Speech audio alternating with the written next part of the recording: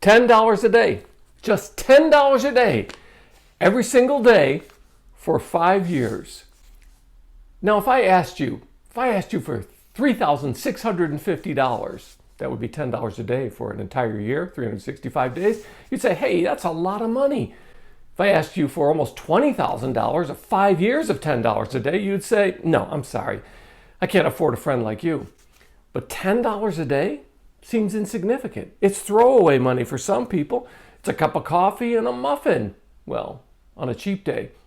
So what can you do with $10 a day? Let me tell you what I did with $10 a day and more than doubled my money.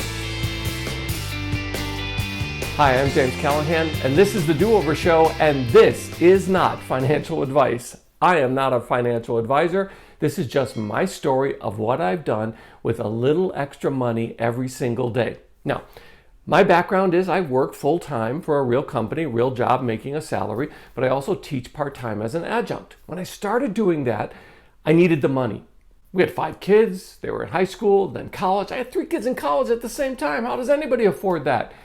You gotta have smart kids. But anyway, what happened was I started to play with the margins. That is, after the kids grew up and after I had a little more gap between the money I was able to make and the money I needed to spend to live, I started to do something with that money. And I decided that I was going to build a new discipline, just a single discipline, and do it every single day.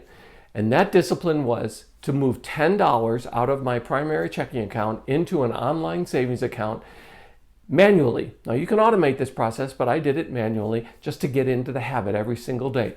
So for 365 days times 5, I moved $10 a day. And when I reached $500 in that account, I took that money out of it. And here's what I did with it. I put it into a Robinhood account and I bought crypto, primarily Bitcoin, dollar cost averaging, just working my way into it, just building up a position. Now, today, Bitcoin's trading at just over $82,000 for one Bitcoin. It was up almost $110,000 a few months ago. It was down at half my price now, just a few months back. So putting money in as an average, dollar cost averaging, was just a sort of no-nonsense way of doing something with the money. Now, that was the alternative to, well, I got $500, let me go buy something. And that was avoiding the problem that most of us face when we do have extra money, and that is lifestyle creep. We think that we should be able to spend all the money we have left over in our account after we've met our bills. Now, when you think about this, just $10 a day is less than 10% of the average salary earned by the average worker in the United States. So it's even less than what professionals recommend you should set aside forever and ever.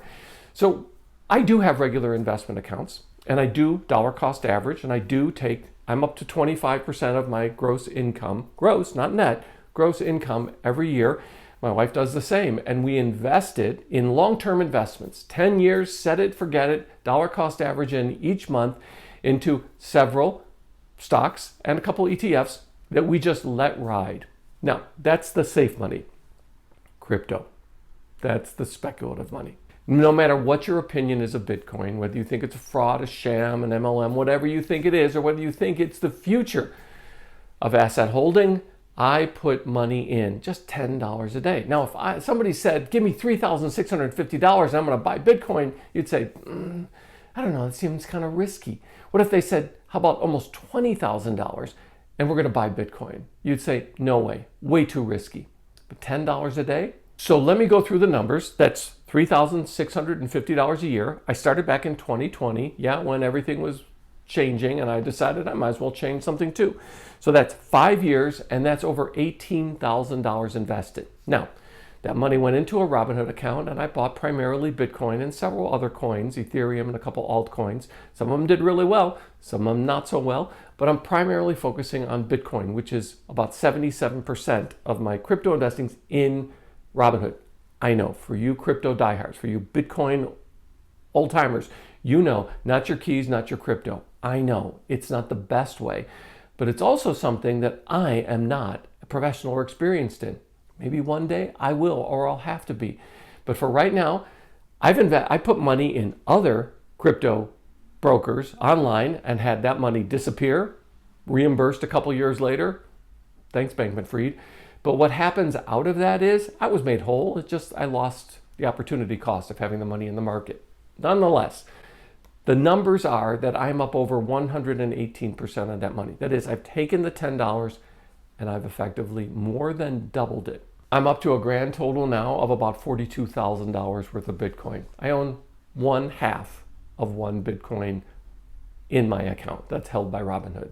So out of that, the average cost was $37,000. Today it's trading at 82 plus. So two things happened because of this, and I'll leave it real short with that.